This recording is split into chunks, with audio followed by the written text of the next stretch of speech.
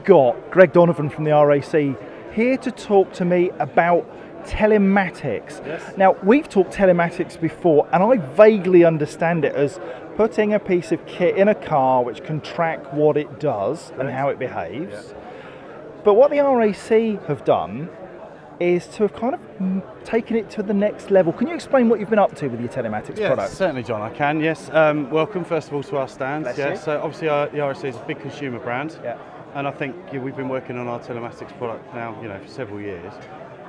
Where we've majored is driver risk, reducing driver risk by monitoring behaviours. Yep. So where you can manage a driver score in a positive way, we've been able to work with insurers because we're the RAC in order to say, well, give us the claims data of the people we've helped insure, and we can draw a direct correlation with your claims data versus our score. We know that our algorithms demonstrate positive behaviours, lower risk, negative behaviours, higher risk for the insurers. Now, just explain algorithms for us. Okay, so we have a driver score. It's a factor of several things. These are harsh acceleration, harsh braking, speeding, particularly on urban roads, a factor of day versus night driving, and urban versus rural. Again, things that insurers are all really interested in. So having worked with them, we can understand that we've been able to tune our algorithm, which is what it is, in order to produce a driver score that the market is confident it can rely on.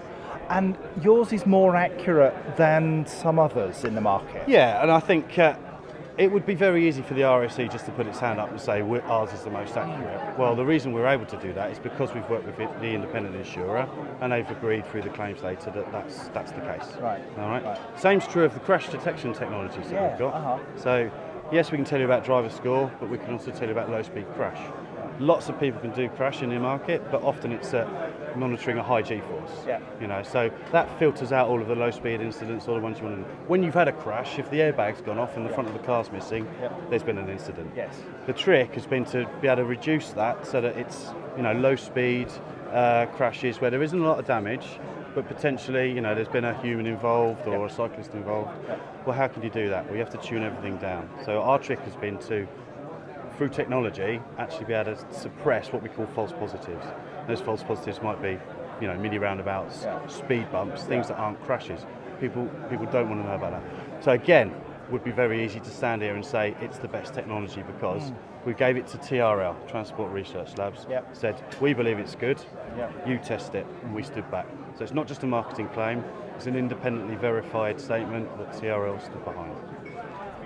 How do people get hold of your product? What's the right thing for a fleet manager who's watching this to do? Do they pick up the phone to the RAC and say, come and talk to us? Yes, they should do that. I mean, there's lots of avenues. There's events like today that are great for drawing interest.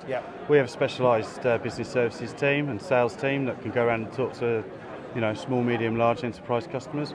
We deal with the small fleets, but we also deal with the lease agents and the motor manufacturers. All right, so there's lots of routes in. And again, I think the brand, has helped us, to push that forward. And because of who we are and what our heritage is, we've really been able to lever that for the, for their businesses going forward. Does your product have any link at all to the sort of driverless car technology that we're getting into? In that, the more we understand about how people drive cars, the more we can inform the autonomous driving. We don't. But I'm sure it would, and we'd be very interested in working with anybody in that space. It's all about sharing data, really, at the end of the day. So if there's anyone out there listening that's in that space, come and talk to the RAC.